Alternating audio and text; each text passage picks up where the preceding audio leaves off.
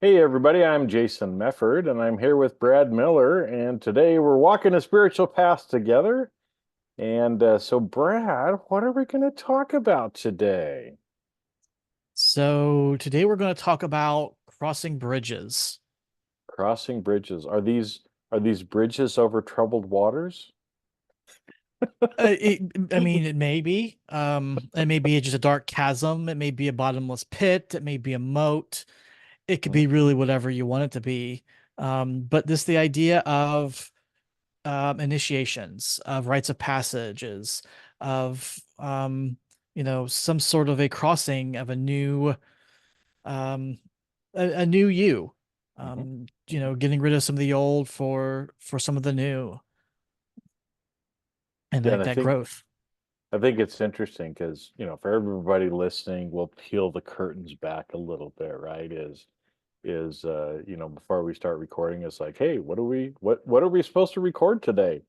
And today, Brad pulled a card from one of his decks that was the crossing or initiation. And I didn't let him in on this when we were first talking about it, but I was really kind of smiling inside because I remember a time, it was probably 2 years ago or a little bit more, on one of the card decks that I had that I was pulling from regularly. And almost every day, or like 3 or 4 times a week, guess which card I pulled? The initiation. So I'm sitting there laughing because, again, it's like, what are the odds, right? That you keep pulling, you shuffle the deck and you keep Mhm. pulling pretty much the same card for a certain period of time. And it's, I know we've talked later. I don't really use cards that much now.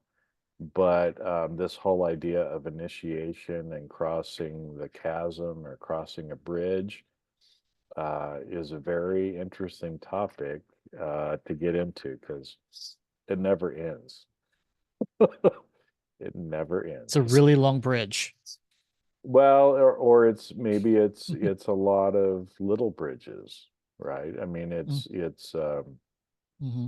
because as we talk about this, again, I don't know what thoughts you had when you pulled the card today, but as we've been talking about it, there's been a few things that have kind of popped in for me too. So, you know, I mean, what Mm-hmm. things were you thinking of?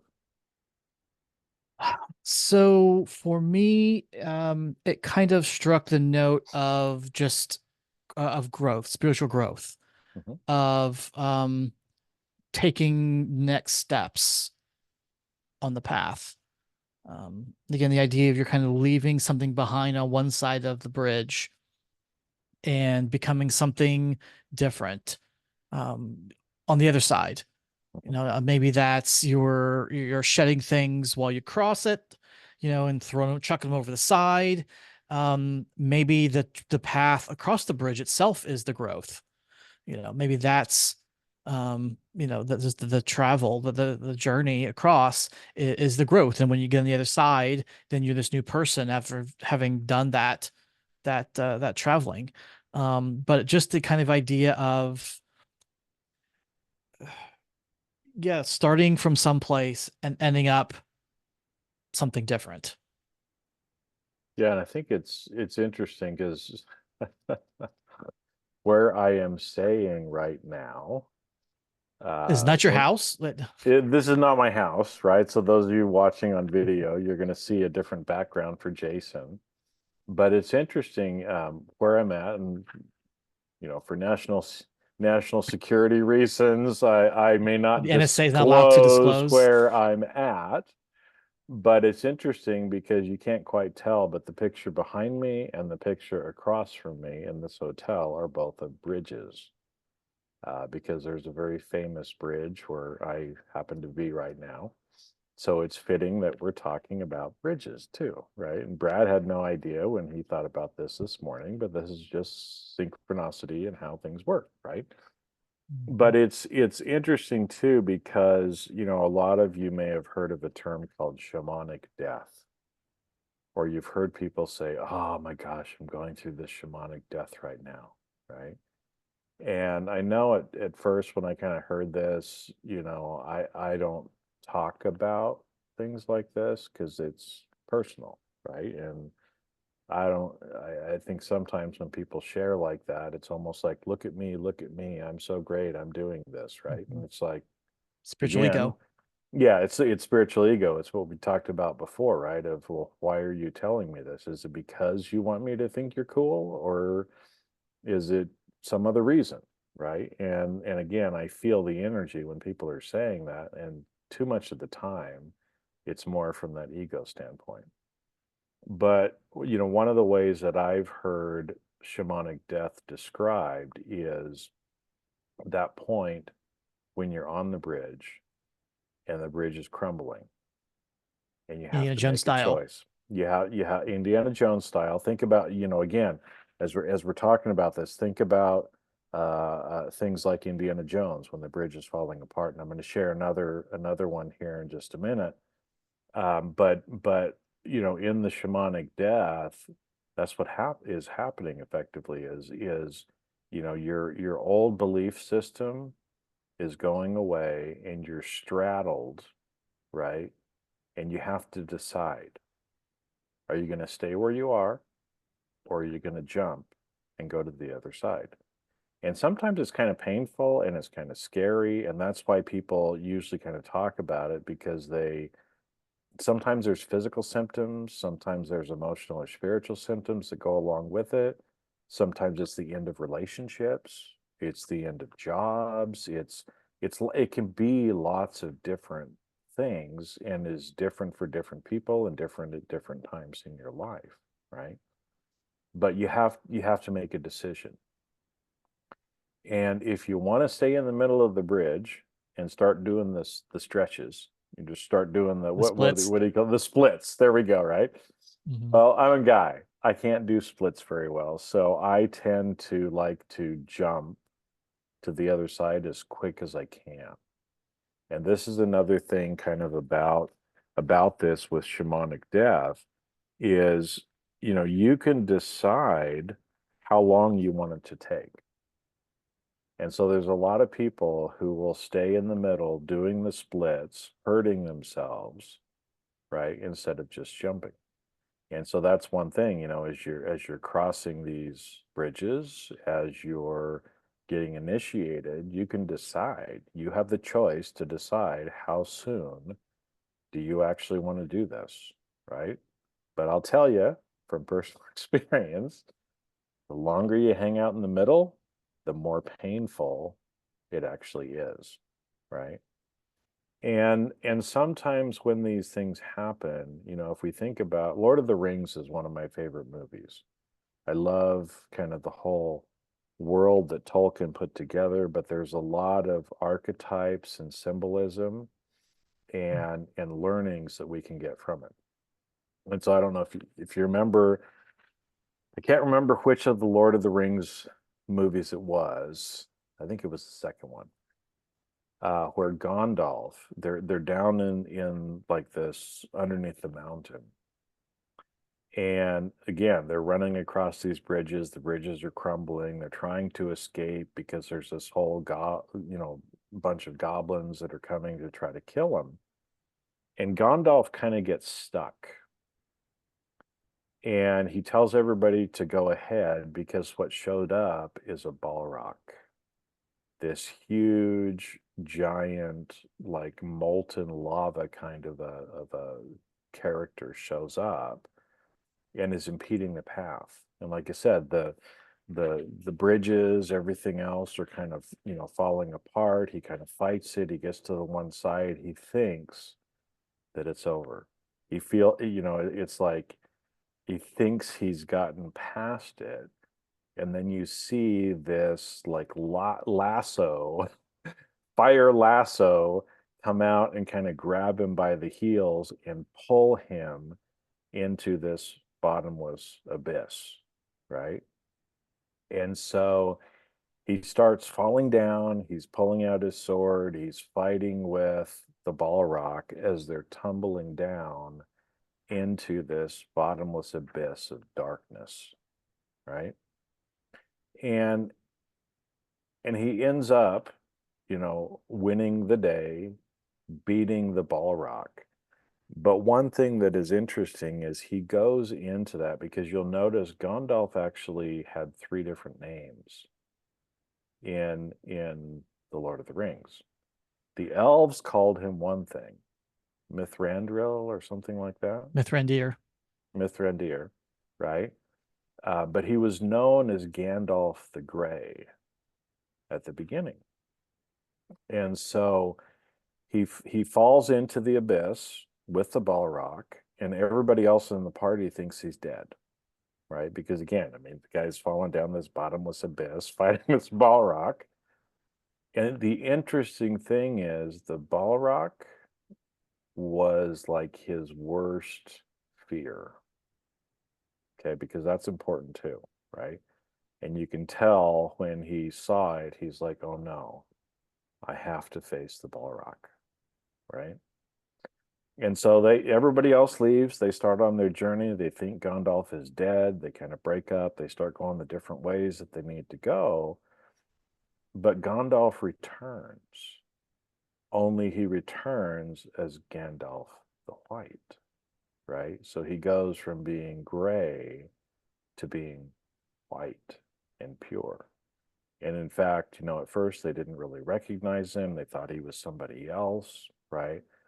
But Gandalf up-leveled at that point. He ascended and became Gandalf the White. Why? Because he fought the Balrog. Because he faced his greatest fear. Because he was probably afraid, but he Sure. did it anyway. He fell into the bottomless abyss and fought the Balrog and was victorious, right? And so the crossing, the initiation, these are things, a lot that we can learn from what Tolkien added in there is the process that we go through. And it's not just once, right? Because you don't want to just up level one time spiritually. You're doing this throughout our lives, right? And so because of that, you're going to find yourself on many of those balrogs, fighting many balrogs, the thing that you fear the most. And we've talked about that before too, right? It's like the fear in the darkness. Can we turn into the darkness? Can we fall into the bottomless abyss and face our greatest fears? Because when we do and we're victorious, we've been initiated into something and are born anew, right? And so again, it's the death and birth and death and birth and death and birth cycle that we're going through, right? Our bodies are going through it every single day, but our spiritual self, our soul, our light being, whatever you want to call it, is going through that as well. So yeah, as you were bringing it up, I'm like, oh man, Bridges, Gandalf, woo, Brad. Yeah, no, and that I think was the first book, the first movie, I think Was is the what that's first one? actually in. Yeah, Okay, yeah, yeah. I'm pretty sure it was the first book 'cause I know the books and the movies don't actually line line up up, exactly. Yeah. but I'm pretty sure it was the first in both. Um, Mhm.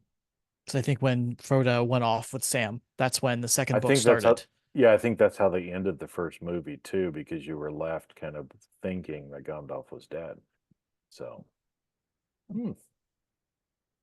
So yeah, so that yeah, I mean that's a really good metaphor analogy for this idea of the initiation of the bridge, of kind of crossing the battles you have to face, the growth that you need to undertake um to be this person. I mean, we talk about, I mean, the podcast is walking a spiritual path, so if you want to go with the walking metaphor, you're walking the path, you're crossing a bridge, you're crossing something, a body of water, a chasm, whatever it might be. And you've got to, a lot of times you got to work to get there. Maybe it's like a really narrow swinging rope bridge you've got to get across. And you look down, you're like, oh shit, did I, and you just kind of get going. Sometimes it's a mile long bridge. You can't see the end, but you just have to keep going and not turn around. You just have to trust what's at the other end of the bridge and keep going forward, taking one step. And I think we've talked about the idea of kind of the candle in the dark room where you can only see a step or two ahead of you. Kind of similar to that. You can't see the end of the bridge, but can you take one step forward and then another step? And if you keep taking one more step forward on the bridge, eventually you'll get to the end of the other end of the bridge. Well, I think even too, because the image from one of the Indiana Jones movies too popped into my head. You remember that point where he kind of comes out on the edge of this cliff and he looks down, and there's just this endless abyss down below, and you Mhm. can see kind of this sheer rock wall on the other side too, right? But he doesn't think there's a bridge there. He gets to that point and he's Mhm. like, "Oh no, what am I going to do?"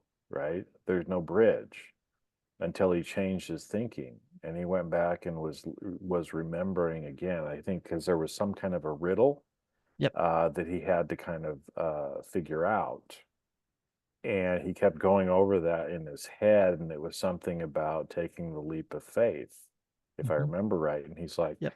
"Oh shit, okay, I'm either going to die or there's going to be something there." But he just kind of closes his eyes and puts his foot out, Yep. and there was solid ground, right? Because the bridge was camouflaged, so from the the vantage point where you were at, he couldn't see it. And then he kind of threw some dirt down on it. Now that his belief had changed, threw some dirt down on it, and ended up being able to walk across the bridge. And I think sometimes that happens to us as well, where we get to a point in life and we think there's no bridge, but there is a bridge. We just might have to change our belief system, Mhm. change and stop believing and get rid of some of the indoctrination or beliefs that we have in order for that bridge to appear, sometimes maybe in a different dimension or reality or timeline, right? But that the bridge is there if we're willing to actually see it, Mhm. right? And I think this is where, sometimes for people walking the spiritual path, it's like we're not pulling out swords and fighting balrogs and doing things, but it's the internal work, right? It's the changing our belief structure. It's, managing, our body, our tonal, and thinking from our higher self and doing things from our higher self. And so I think, sometimes that's even harder, right? Because I look at it and it's like, hey, it's pretty easy to pull out a sword and just go fight somebody, right? I mean, they're right in front of you. You see what you're doing, right? I played that video game before. I mean, like You played that video. you could just Well, I played more than go. that video game before. Yeah. But to do everything kind of mentally and, it's a little bit different in how we have to go about it. Mhm. Yeah. No, that's a great point. That's a great scene in that movie. In the third one, the third movie, which is the best movie because it's got Sean Connery in it. But Oh yes, lad. That was my that horrible, horrible Sean Connery. Sean impression, Connery. yeah. But no, I mean but it's a great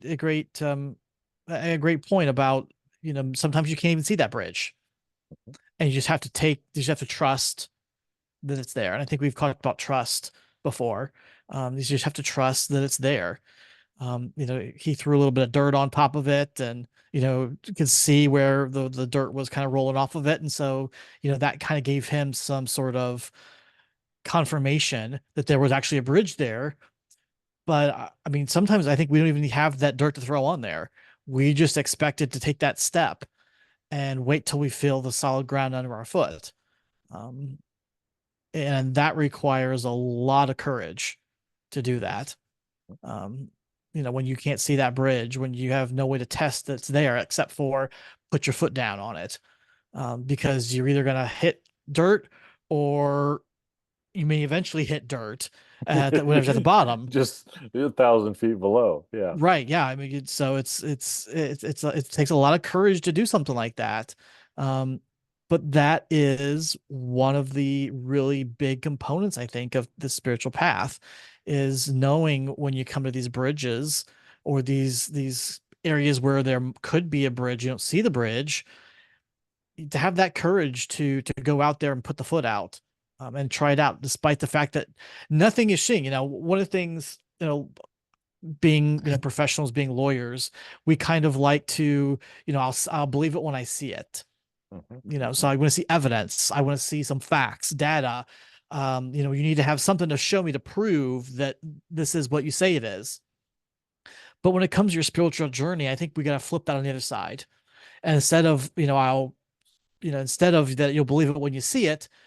In this case, you will see it when you believe it.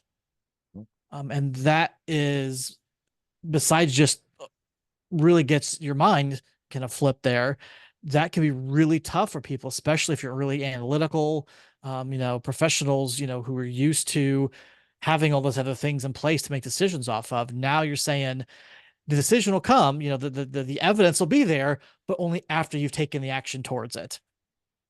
Yeah, that's one of the reasons why we're doing this too, right? I mean, because you come from a very analytical profession of law. Mhm. I come from a very analytical profession of accounting and auditing and risk management, right? And for those that have been taught and kind of work in these professions, we got to realize that the game is played differently, right? It's one thing if you're a lawyer and you got to show up in front of a judge or a jury and you got to have hard evidence, right? Mhm. But that's not the way the spiritual path works. I think you said it well, is you have to believe and then you see. Mhm. Instead of seeing is believing is what we are normally taught. And so it takes courage to do that because sometimes again we feel like we're going to die, right? Mhm. Even though it's just emotional. Nobody's standing across from me with a sword, but sometimes you feel like you're going to die, right? And Mhm. that's why the term shamanic death is there because sometimes emotionally, mentally, spiritually, you feel like you're going to die, but you're not, right? And it's learning or just having the courage to do that. And I know sometimes we just want to hang on to the side of the cliff white knuckled, right? But every time I've taken the step, something has been there. Every time I've been afraid and I've done it anyway, it's turned out better than I could expect, right? And that's one thing that I get, taught too from my mentor a lot of times is, it's like, well, what's going to happen if you do this? Well, I think something pretty good is going to happen. It's like, well, what if I do that? Well, everything always has been, is now, and always will be okay, but I think it's going to be pretty good, you know? And so, at that point, it's like, what are we really fearing anyway? But fear itself, Winston Churchill. And I think most of the time that's what it is, and most of our fears are really not based in reality. It's just a perception that we have based on the indoctrinations and beliefs that we continue to carry forward. And Mhm. until we get rid of those, right, then we can start to see.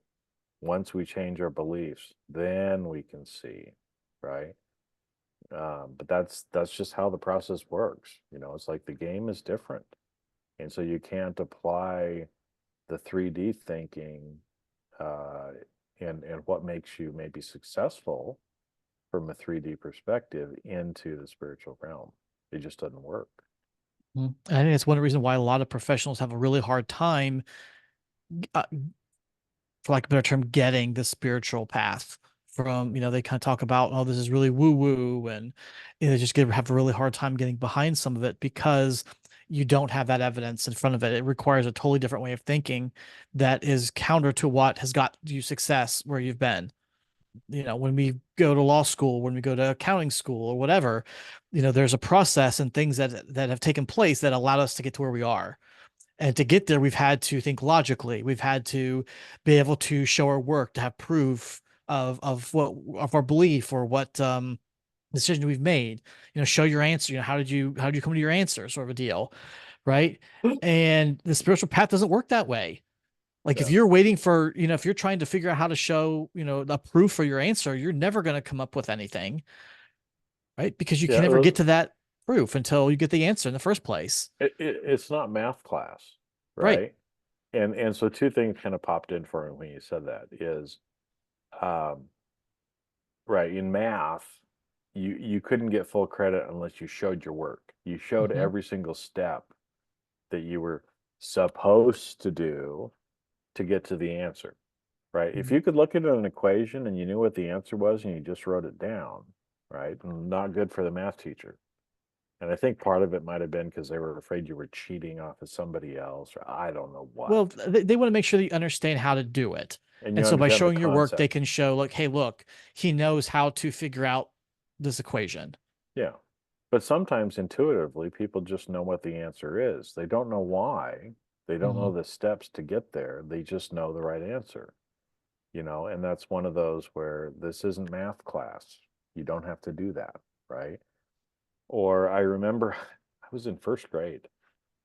I don't know if I've shared this story here or not, but in first grade we were given like coloring sheets were part of our classwork that we had to do. And so I remember, I got a picture of a sheep that I was supposed to color. And so the sheep, it was an outline of a sheep and it was printed on white paper, right?